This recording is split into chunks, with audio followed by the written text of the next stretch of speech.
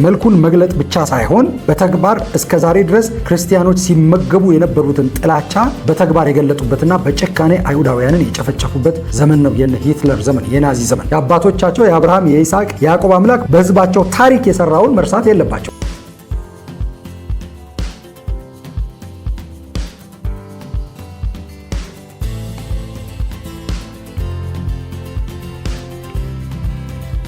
ሰላም ጤና ይስጥልን። የተወደዳችሁ የእግዚአብሔር ቤተሰቦች፣ እኔ ነቢይ ቢንያም ማቴዎስ ነኝ። የእግዚአብሔርን ሐሳብ የእግዚአብሔርን መልእክት ይዤ ወደ እናንተ መጥቻለሁ። ከዚህ በፊት ስንነጋገር እንደነበረው እስራኤልና አሕዛብ በሚል ርዕስ ነው። ከዚህም በኋላ ያሉትን መልእክቶች የምንከፋፈለው ቀጣዩ መልእክት ይህ ነው። ቀጣዩ መልእክት እንድትሰሙ እንድትከታተሉ እጋብዛችኋለሁ። መልካም ጊዜ ይሆንላችሁ። ያለፈው ኤፒሶድ አምልጧችሁ ከነበረ እዚህ ጋር ያለውን ሊንክ በመጫን ያለፈውን መልእክት መከታተል ትችላላችሁ።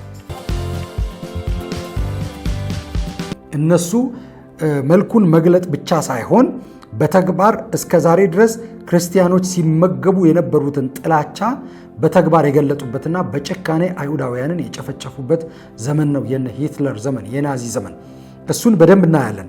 እሱን በደንብ ከማየታችን በፊት እሱን በሚቀጥለው ምዕራፍ በደንብ ይዤላችሁ እመጣለሁ፣ አሳያችኋለሁ። በደንብ ለማየት እንሞክራለን። ከዚያ በፊት ግን በ15ኛው ክፍለ ዘመን ማርቲን ሉተር ከተነሳ በኋላ የፕሮቴስታንት ቴዎሎጂያን የሆነው ወይም ደግሞ የፕሮቴስታንት እንቅስቃሴ መሪ የነበረው ማርቲን ሉተር ከተነሳ በኋላ ነው። እንግዲህ ከዚህ ፊትም ብያቸዋለሁ፣ ለማርቲን ሉተር ከፍተኛ የሆነ ክብር አለኝ። ያም ክብር ደግሞ እግዚአብሔር በቤተ ክርስቲያን ስለተጠቀመው ነው። በቤተ ክርስቲያን በታሪክ ከተጠቀመባቸው ታላላቅ ሰዎች መሃል አንዱ ነው ማርቲን ሉተር። ታላላቅ ሰዎች መሃል አንዱ ነው ማርቲን ሉተር። ካቶሊክ በስፋት ተቆጣጥራ የነበረውን በቤተ መቅደስ ውስጥም በቤተ መንግስት ውስጥም ኃይል ይዛ ነገስታት ላይ ጉልበት ኖሯት ነገስታትን ምንሾመው ምናነሳው ምንጥለው እኛ ነን፣ እግዚአብሔር ኃይል ሰጥቶናል እና ካልሆነ እንደዚህ እናደርጋለን ብለው ነገስታቱን እንኳን በአውሮፓ የነበሩ ነገስታቱን በማስፈራራት ፖለቲካ ውስጥ በሰፊው እጃቸውን በመክተት ያ ብቻ አይደለም፣ በምዕመናኑም ዘንድ ደግሞ ውሸትን በማስተማር ብዙ ውሸት በማስተማር ሰዎች መንግስተ ሰማያት እንዲገቡ ትኬት ይግዙ እስከሚል ድፍረት ድረስ ደርሰው ሌሎችንም አይነት ስርዓቶችንም በማስተማር ቤተክርስቲያን መሄድ ያለባትን መንገድ ሳይሆን ብዙ የጥፋት መንገድ እንድትሄድ አድርጋ ነበር በጊዜው የነበረችው ካቶሊክ ማለቴ ነው። እንግዲህ አንቲሴሚቲዝምም ከዚህ ልብ ነው የሚወጣው። አይሁድ ጠልነትም በሌሎች ጉዳዮች ላይ ክርስቲያኖችን እንደዋሹት ወይም ደግሞ አማኞችን ምዕመኖችን እንደዋሹት። እኔ ክርስቲያን ሙሉ በሙሉ ክርስቲያን ብዬ መጥራት አልችልም፣ አጠቃላይ ኦርጋናይዜሽኑ ወይም አጠቃላይ ተቋሙን። ነገር ግን በዛ ውስጥ ክርስቲያኖች ልክ እንደ ማርቲን ሉተር ማለት ነው እግዚአብሔርን ከልባቸው የሚፈልጉ ሰዎች ይኖራሉ። ነገር ግን በተቋም ደረጃ እንደዛ አልነበረም። ሰዎችን በግል ህይወታቸውና እንደዚሁም በመንግስተ ሰማያት ባለ እውነት ላይ ዋሽተዋቸው አታለዋቸው እንደኖሩት ሁሉ አይሁዳውያንንም በተመለከተ ዋሽተዋቸዋል።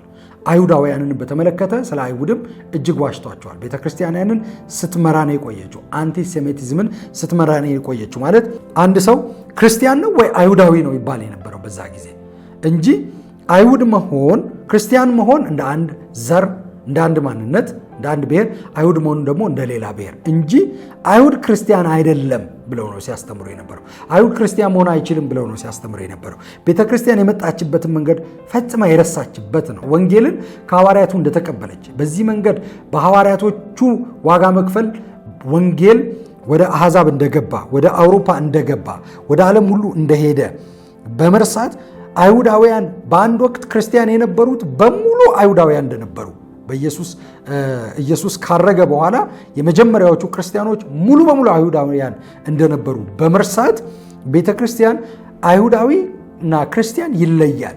አይሁዳዊ ወይም ደግሞ ክርስቲያን ተብሎ ነው እንጂ የሚለያየው አይሁዳዊ ክርስቲያን መሆን አይችልም። አይሁድ ክርስቲያን አይሆንም። አይሁድ ክርስቲያን ከሆነ አይሁዳዊነቱን ይጥላል፣ መጣልም አለበት፣ መካድም አለበት ብላ ታስተምር ነበር። ኢየሱስ ራሱ አይሁዳዊ ነው። ከዚህ በፊት ተነጋግረናል። ዛሬም አይሁዳዊ ነው። አይሁዳዊነቱን አይጥልም። ፋሲካን ዛሬም ያከብራል። ምክንያቱም ከግብፅ መውጣት እውነት ነው። ከግብፅ ወጥተዋል። ታምራትን እግዚአብሔር አድርጓል። ያን ያመሰግናሉ፣ ያከብራሉ። ነገር ግን ኢየሱስም ፋሲካን አክብረዋል። አይሁዳዊ ስለሆነ እንደ አይሁድ ፋሲካን አክብረዋል። ፋሲካን አክብሯል ኢየሱስ። ሃኑካን ያከብር ነበር፣ ፋሲካን ያከብር ነበር፣ አዲስ ዓመትን ያከብር ነበር፣ የቂጣ በዓልን ያከብር ነበር ኢየሱስ። ይህ በመጽሐፍ ቅዱስ የተጻፈ ነው። ስለዚህ ኢየሱስ ያደረገውን ያከበረውን ኢየሱስ ያለፈበትን አይሁዳውያን የማያከብሩበት ምክንያት የለም። ክርስቲያን ሲሆኑ የአባቶቻቸው የአብርሃም የይስሐቅ የያዕቆብ አምላክ በሕዝባቸው ታሪክ የሰራውን መርሳት የለባቸው። ለመታሰቢያ አቁሞ ነው የተባለው እንደውም ኢያሱ። ነገር ግን ቤተክርስቲያን ዛሬም እንደዛ የምታስብ ቤተክርስቲያን አለች። ሰው አይሁዳዊነቱን መጣል አለበት። ይኸውላችሁ አይሁዳዊነትና አሕዛብ መሆን እጅግ ሰፊ ልዩነት ነው ያለው። ሰፊ ልዩነት ነው ያለው በእግዚአብሔር ዘንድ ሰፊ ልዩነት ነው ያለው። በአጠቃላይ በመጽሐፍ ቅዱስ እውነት አሕዛብ ነው ወደ ይሁዲነት በእምነት የሚመጣው እንጂ አይሁድ አይደለም ወደ አሕዛብነት የሚቀየረው። የአሕዛብ ልማድ ነው እንጂ አጋንንታዊ፣ የአይሁድ ልማድ አይደለም አጋንንታዊ። ሙሉ በሙሉ የእግዚአብሔር እጅ ያለበት ነው። በመጽሐፍ ቅዱስ ያለውን ነው ምለው። የሚያደርጉት ሁሉ ሪቹዋል ስራ ትክክል ነው ያልኩ ሳይሆን እንደ እግዚአብሔር ቃል ካደረጉ ትክክል ነው።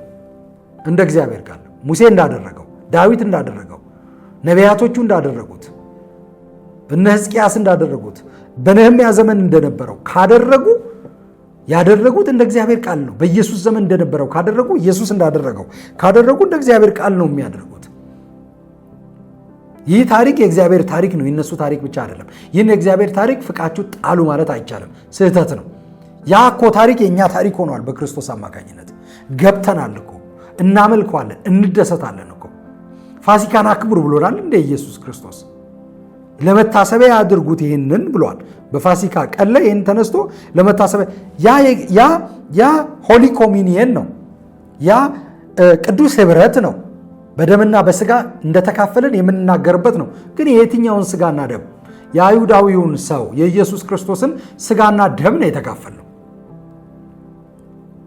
እና ያንን ግን አርዳችሁ ኢየሱስ ክርስቶስ አርዳችሁ የቂጣ በዓል ብላችሁ ወይም ደግሞ ትልቅ ድግስ አድርጋችሁ አክብረዋል አለ። ነገር ግን ለእኛ ዘጸአት ሆኗል። ያ ዘጸአት በሙሴ አማካኝነት የተደረገው ዘጸአት የዚህ ዘጸአት ምሳሌ ነው ብለን የኢየሱስ ክርስቶስን ሞትና ትንሣኤ እናከብራለን፣ መከበርም አለበት። ነገር ግን ያ ምሳሌ ያልተደረገ አይደለም። ታሪኩ አይቀርም፣ አይሻርም ሆኗል። ኢየሱስም ያንን ምሳሌ አክብሯል። ራሱን እንደ አይሁዳዊ ማለት ነው አክብሯል። ጌታ ይመስገን። ነገር ግን በእግዚአብሔር ላይ የተነሳውን የአይሁድ ባህልን፣ የአይሁድ ልማድን፣ የአባቶችን ወግና ስርዓት ደግሞ ተቃውሟል ፊት ለፊት። ይሄ ደግሞ እንደ እግዚአብሔር ቃል አይደለም ብሎ ገስጿል። አይሆንም ብሏል።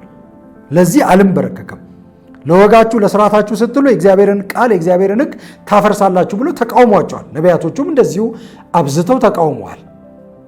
የተቀላቀለውን ነገር እንቀበላለን ማለት ሳይሆን እንደ እግዚአብሔር ቃል የሆነውን እውነት ግን ማድረግ ይችላሉ፣ መቀጠል ይችላሉ። አይሁዳውያን የሆኑ አይሁዳዊነታቸውን አያጡም። ኮምፕሊት ጂው ነው የሚሆኑት፣ ፍጹም አይሁዳዊ ነው የሚሆኑት። ኢየሱስን ሲቀበሉ ሙሉ አይሁዳዊ ነው የሚሆኑት። ኢየሱስን ሲቀበሉ ዋና የተጠሩለትን ማንነት ነው መኖር የሚጀምሩት። ኢየሱስን ሲቀበሉ ልጋብዛችሁ፣ ከሮሜ 1 እስከ 5 ድረስ ያለውን አንብቡ። ብዙ ነገር ይገባቸዋል። ምክንያቱም ዋና ሀሳቤ እሱ አይደለም። እዛ ላይ ጥንቃቄ ያደርጋለሁ። እሱን እንድናገር እግዚአብሔር ስላልተናገረኝ፣ ግን ደግሞ አትሊስት በደንብ ብዙ ነገር ይገባቸዋል። ማወቅ ለምትፈልጉት ባይብል ስለሆነ እየጠቆምኩ ያለሁት ባይብል ነው። አንብቡት እስቲ፣ ጸለያችሁ አንብቡ። አይኔን ክፈት ብላችሁ ከሮሜ 1 እስከ 5 ድረስ በደንብ በትክክል እየተከታተላችሁ አንብቡት። በተለይ ከሮሜ 1 እስከ 4 ሙሉ በሙሉ ከሮሜ 1 እስከ 4 ከሮሜ 1 እስከ 5 ግን አንብቡት። አንድ በአንድ አንብቡት፣ አጥኑት። ብዙ ነገር እኔ ልል እዚህ የማልችለው በሙሉ ይገባቸዋል እግዚአብሔር ስለተናገረ በሐዋርያ ጳውሎስ አማካኝነት። ነገር ግን የዛን ጊዜ ቤተክርስቲያን ያንን እያስተማረች ነው የመጣችው። አይሁዳዊ ክርስቲያን ከሆነ ክርስቲያን እንጂ የሚሆነው አይሁዳዊነቱ ይቀራል። ስለዚህ ልዩነት አለው አይሁዳዊነትና ክርስትና። አይሁድ ወይም ክርስቲያን ነው የሚባለው የተለያየ ነው ብላ አይሁዳዊ ክርስቲያን መሆን አይችልም ብላ ስታስተምር ነው የኖረችው።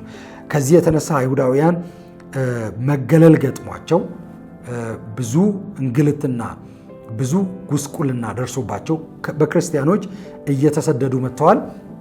ማርቲን ሉተር ደግሞ ያንን አስተምሮ ይዞ መጥቷል። አይሁዳውያን ክርስቲያን መሆን አይችሉም የሚሉትን አስተሳሰብ እሱም ደግሞ በፓምፕሌቱ በመጻፍ በመስበክ በመናገር በተለያየ ቦታ በተለያየ መንገድ በማስተማር እንግዲህ በጊዜው የነበሩ ከካቶሊክ ባለፈ በዘለለ ክርስቲያኖችም ወይም ደግሞ ፕሮቴስታንቶችም እንዲቀበሉት ሆነዋል። ሉትራኖች በጀርመን የነበሩ ሉትራኖች ይህንን ነበር የሚያስቡት። ማርቲን ሉተር ከመሞቱ በፊት የተናገራቸው ንግግሮች ውስጥ ምኩራባቸውን አፍርሱ፣ ንብረታቸውን መሬታቸውን ንጠቁባቸው፣ ንግዶቻቸውን ሱቆቻቸውን ዝጉ፣ ውሰዱ፣ ዝረፉ፣ ከጀርመን አባሯቸው፣ አሳዷቸው ብሎ ማሳሰቢያ አዘል ምክር ሁሉ ሰጥቷል። እና ማርቲን ሉተር እንግዲህ የማርቲን ሉተርን አስተምሮ የማርቲን ሉተርን ምክር የማርቲን ሉተርን አቋም በመቀበል የቀጠሉ ተከታዮቹ ብዙ ናቸው። ይህ እያለ እንግዲህ ከ15ኛው ክፍለ ዘመን ከማርቲን ሉተር እንቅስቃሴ በኋላ ያው አስተሳሰብ እየበረታ እየጠነከረ ስር እየሰደደ በተለይ በጀርመን ሀገር እና በሌሎች አውሮፓ ሀገራት እንግዲህ በሩሲያም በደንብ ከፍተኛ መገለልና ተቃውሞ እንደዚሁም ጥቃት ይደርስባቸው ነበር አይሁዳውያን። ከዚያም ውጭ በፖላንድ እና በሌሎችም የአውሮፓ ሀገራት እንደዚሁ መገፋት፣ መገለል በፈረንሳይም ጭምር ማለት ነው ይደርስባቸው ነበር። ነገር ግን በጀርመን ስር እየሰደደ መጥቶ የመጀመሪያው ዓለም ጦርነት ተነሳ። የመጀመሪያው ዓለም ጦርነት እንግዲህ ከ1914 እስከ 1918 ድረስ ይቆያል። ዓመተ ምሕረቱን የተሳሳትኩ አይመስለኝም። አንድ ነገር ብሳሳት አስተካክላችሁ ስሙ። የመጀመሪያው ዓለም ጦርነት ሲያከትም ጀርመን በመጀመሪያው ዓለም ጦርነት ትሸነፋለች። እንግዲህ ጀርመን በመጀመሪያው ዓለም ጦርነት ስትሸነፍ በመጀመሪያው ዓለም ጦርነት ተሳታፊ ከነበሩ የጀርመን ወታደር ከነበሩ ሰዎች መካከል አንዱ አዶልፍ ሂትለር ነበር። አዶልፍ ሂትለር የተወለደው ኦስትሪያ ነው የተወለደው። እንግዲህ ኦስትሪያ ተወልዶ እናቱ በልጅነቱ ትሞታለች። እናቱ በልጅነቱ ከሞተች በኋላ እንግዲህ ኦልሞስት አባቱ እንጀራ እናት አግብቶ ብዙ በደል ያደርስበት ነበር። ከቤት ወጥቶ የጎዳና በሚባል ደረጃ ያድጋል። እንግዲህ እዚህ ላይ ብዙ ነገር ማውራት አልፈልግም። ይሄ የአዶልፍ ሂትለር ታሪክ ነው። ብዙ የሚባል ነገር ቢኖርም ማለት ነው። ያ ቁጣ፣ ያ መገፋት፣ ያ ፍቅር ማጣት በኋላ ላይ ብዙ ነገር እንዳመጣ አምናለሁ። እኔ በግሌ እንደዛ አምናለሁ። ከአባቱ አባትነትን ስላላገኘ የአባትን ፍቅር ስላላገኘ ማለት ነው። ነገር ግን ያ ደግሞ ጀስቲፋይ አያደርግም። እሱ በግሉ ደግሞ የወሰናቸው ብዙ ውሳኔዎች አሉ። መቀየር ይቻላል እንደዛ አድገው። ነገር ግን ውሳኔያቸው ጤናማ በሆነ መንገድ ውሳኔ በመወሰን የመጡበትን ታሪክ አስተካክለው በትክክል የተራመዱ ሰዎች ብዙ ስላሉ ያንን ምክንያት አድርጌ ለማቅረብ ሳይሆን ግን የራሱ አስተዋጽኦ ይኖረዋል ብዬ አምናለሁ። ያ ደግሞ በሕይወቱ ተጽዕኖ እንዲኖረው የራሱ የአዶልፍ ሂትለር ምርጫ ነው የነበረው።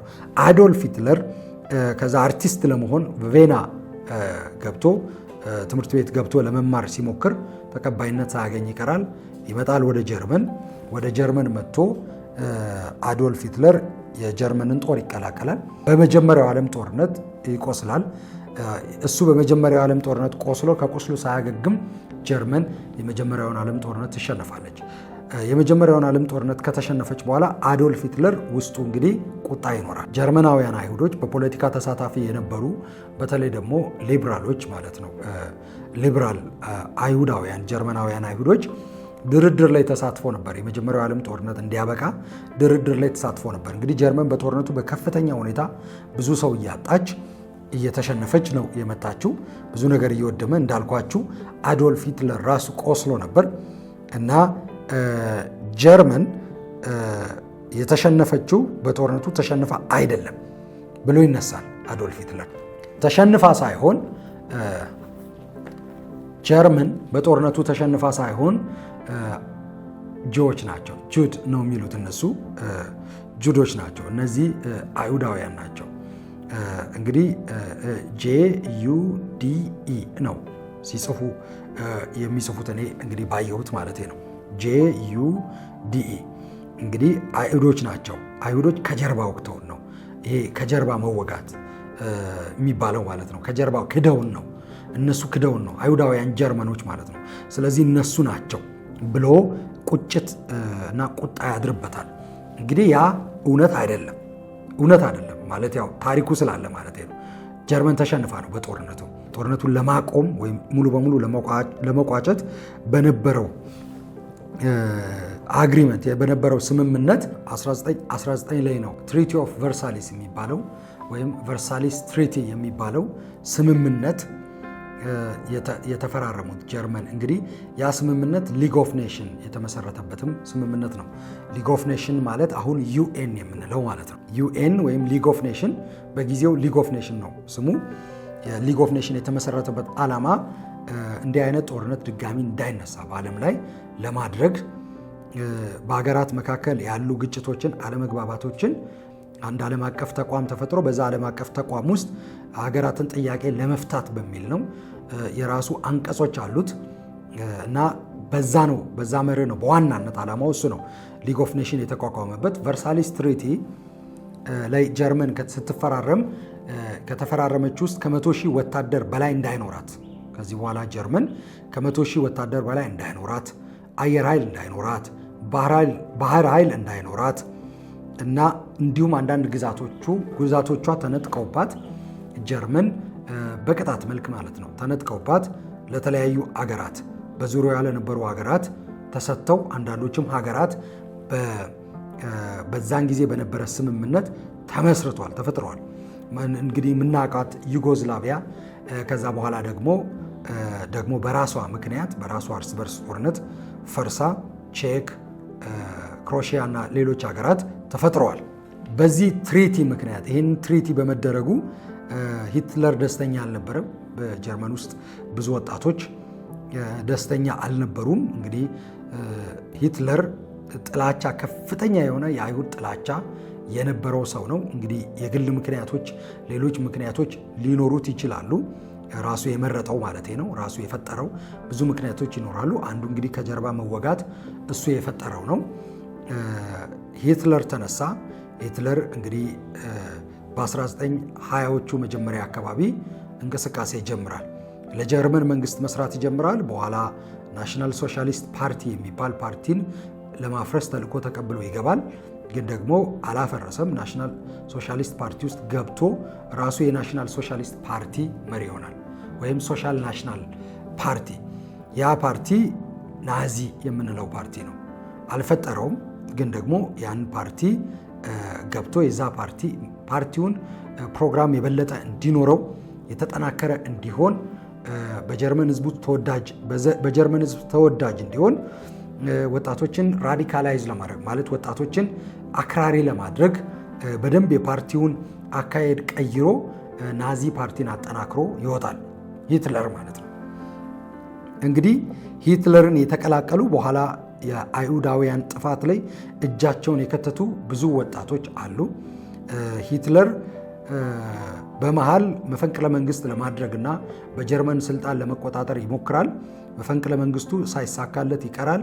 ከዛ በቁጥጥር ስር ይውላል። ለዓመታት ተፈርዶበት እስር ቤት ይገባል። በኋላ ግን ከእስር ይወጣል። ሂትለር ከእስር ከወጣ በኋላ ይህንን ናዚ ፓርቲ የበለጠ ያጠናክራል። ለእሱ ታማኝ የሆኑ ሰዎችን ይሰበስባል። ከእሱ ጋር የጋራ ዓላማ ያላቸውን ይሰበስባል።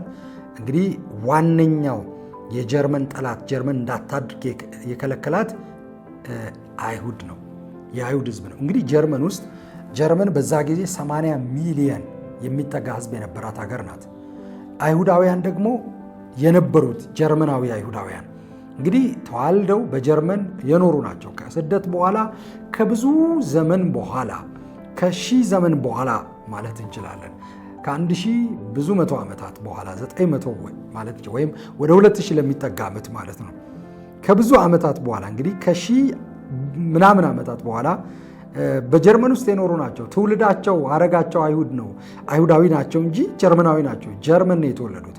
አያቶቻቸው፣ ቅድመ አያቶቻቸው ራሱ ጀርመናዊ ነበሩ።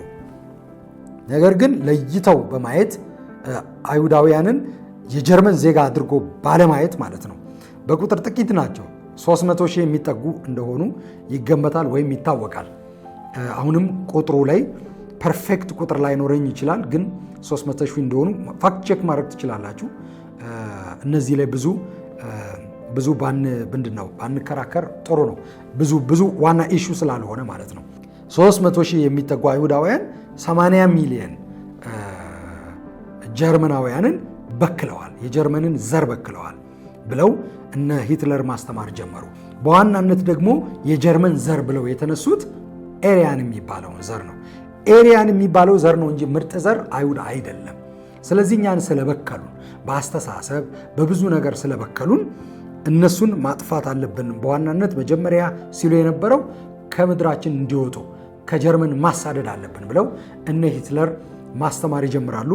ብዙ ሰው ሀሳባቸውን ይገዛል እና እንግዲህ እነ ሂትለር ስልጣን ከመያዛቸው በፊት ነው ይህን እንቅስቃሴና አስተምሮ በግልጽ እየተናገሩ የነበረው። በምርጫ አሸንፈው ነው በጀርመን ናዚ ፓርቲ ስልጣን የያዘው። 1933 ናዚ ፓርቲ ስልጣን ይይዛል። ራሳቸውን ሰርድ ራይክ ብለው ይጠራሉ። የመጀመሪያው ራይክ የሮማ መንግስት ነው። ሁለተኛው ራይክ የጀርመን መንግስት ነው። የጀርመን ነገስታት ማለት የጀርመን ኪንግደም ወይም የጀርመን ስርወ መንግስት ነው። ሶስተኛው ራይክ በዓለም ላይ የተነሳ ነው። እኛንን ብለው ይጠሩ ነበር። ይህ ሰርድ ራይክ ወይም ደግሞ ሶስተኛው ስርወ መንግስት፣ ሶስተኛው መንግስት፣ ትልቁ መንግስት በትንሹ 1000 ዓመት ይገዛል ብለው ነው እነ ሂትለር የተነሱት። በትንሹ ሂትለር 1000 ዓመት ለመግዛት 1000 ዓመት እንደማይኖር አያጣው። ነገር ግን ከሱ በኋላ እንግዲህ ተተኪዎቹ እየተተኩ ሰርድ ራይክ ናዚ ማለት ነው ይቀጥላል፣ ለ1000 ዓመት ያህል ይቀጥላል ብለው ነው የተነሱት። ስልጣን በ1933 በዋናነት እንግዲህ የጀርመን ህዝብ 1929 ላይ ግሬት ዲፕሬሽን የሚባል ታላቁ በእኛ ድብርት እንበለው ድባቴ እንበለው የኢኮኖሚ ውድቀት ማለት ነው። ታላቁ የኢኮኖሚ ውድቀት ወይም ደግሞ ግሬት ዲፕሬሽን የሚባል በዓለም ላይ ይነሳል። የአሜሪካ ባንኮች ይከስራሉ። አሜሪካ በከፍተኛ ሁኔታ ሀብቷ ይወድቃል እና ባንኮች ሰዎች ሀብታቸውን በባንክ ያስቀመጡ ሰዎች በሚሊየንም ሊሆን ይችላል፣ በጊዜው አላውቅም፣ እንግዲህ ከፍተኛ ብር ነው ወይም ባለ ሀብቶች የነበሩ በአንድ ቀን በአንድ ሰዓት ውስጥ ድሃ ይሆናሉ፣ ባዶ ይሆናሉ። መሬት በጥቂት ዶላሮች የሚሸጥ ይሆናል። ምክንያቱም ሰው እጁ ላይ ገንዘብ የለም። ባንክ አምነው ባንክ ያስቀመጡ በሙሉ ይከስራሉ ማለት ነው እና ግሬት ዲፕሬሽን በታላቅ ሁኔታ የዓለምን ኢኮኖሚ ይመታል እና ከዚህ የተነሳ ጀርመናውያንም ኢኮኖሚያቸው ይንገዳገዳል 1929። ስለዚህ ለግሬት ዲፕሬሽን፣ ለአይሁዳውያን ጥያቄ፣ ለኢኮኖሚ ችግር፣ ለጀርመን የኢኮኖሚ ችግር፣ ለቨርሳይልስ ትሪቲ ውርደት፣ ለአንደኛው ዓለም ጦርነት ሽንፈት፣ ለሁሉም መፍትሄ እኛ ነን ያለን ብለው እነ ሂትለር ይነሳሉ። የናዚ ፓርቲ ይነሳል። የጀርመንን ህዝብ ልብ ማሸነፍ ይጀምራሉ። ከዚህ የተነሳ 1933 ላይ ምርጫ ያሸንፋሉ። የእነ ሂትለር ታሪክ ከዚህ ነው የሚጀምረው። እንግዲህ በቀጣይ ሆሎኮስት የሚባለውን ማየት እንጀምራለን።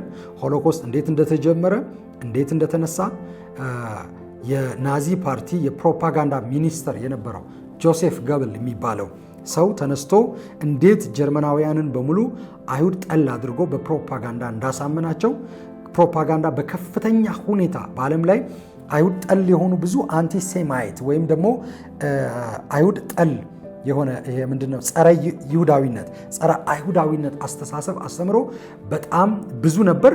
ነገር ግን ይህ ክላይማክስ ላይ ይህ ጫፍ ላይ የደረሰ ፕሮፓጋንዳ አንቲሴማይት ፕሮፓጋንዳ በዚህ ጆሴፍ ገብል በተባለ የጀርመን የናዚ ፓርቲ ፕሮፓጋንዳ ሚኒስተር የሂትለር ቀኝ እጅ ከሆኑ ሰዎች መካከል አንዱ በሆነው በጆሴፍ ገብል እንዴት አይሁዳውያንን እንዲጠሉ ጀርመናውያን ሲሰራና ሲያሳምን እንደነበር እናያለን። እሱ ብቻ አይደለም፣ ጆሴፍ ገብል ብቻ አይደለም፣ ሃይነሪክ ሂምለር የሚባል የፓራሚሊተሪ የኤስኤስ ፓራሚሊተሪ እና ጌስታፖ ማለት የጀርመን ምስጢራዊ ፖሊስ ነው እና የዚህ ፖሊስ መሪ ይህንን ፖሊስ ምስጢራዊ ፖሊስ ሰዎችን ከየቤታቸው እያነቀ የሚመጣ ደህንነት ማለት እንችላለን።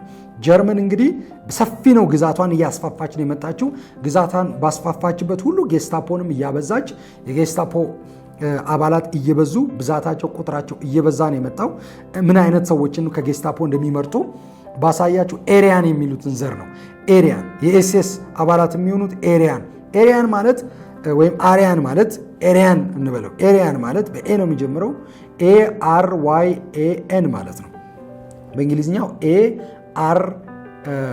ARYAN ኤሪያን የሚባለው ዘር ብለው የሚያስቡት እነሱ እንግዲህ በጣም ኦብሰስድ ነው የሆኑት በዚህ በዘር ጉዳይ በዘር ፖለቲካ ናዚ ፓርቲ አባላት በሙሉ ሂትለርን ጨምሮ ጓደኞቹ እንዳለ ወዳጆቹ እንዳለ ወይም ደግሞ የጥፋት አጋሮቹ እንዳለ ኦብሰስድ ነው የሆኑት። ኤሪያን የሚባለው ዘር ረዥም ቁመት ያለው ወርቃማ ፀጉር ያለው አይኑ ሰማያዊ የሆነ ኤሪያን ነው። ኢቭን የጀርመን ግዛት ላይ ያልነበሩ እንደዚህ አይነት ቁመና ያላቸው ህፃናትን አግቶ ከቤተሰብ ሰርቆ እስከ ማምጣት ድረስ በጌስታፖ በኩል በሰክሬት ፖሊስ በሚስጥራዊ ፖሊሳቸው በኩል ሰርቆ እስከ ማምጣት ድረስ ማለት ነው የደረሰ በጣም የተጠናወተ ዘረኝነት ውስጥ የገቡ ሰዎች ናቸው። እንግዲህ ከነዚህ ውስጥ ረጅም ቁመት ያላቸው ኢቭን ሂትለር እንኳን ረጅም ቁመት የለውም። ሃይንሪክ ሄምለር የጌስታፖና የኤስአይኤስ መሪ የነበረው ሰው እንኳን ረጅም ቁመት የለውም። እንደውም በሚገርም ሁኔታ ጆሴፍ ገብል የሚባለው ፕሮፓጋንዳ ሚኒስተሩ እጁ እንኳን አጭር ነው። እግሮቹ አንደኛው ዓለም ጦርነት ለመሳተፍ ለጀርመን ወታደር ሆኖ ለመመዝገብ ሲሄድ አካላዊ ቁመና አይመጥንም ወታደር ለመሆን ተብሎ የተባረረ ሰው ነው።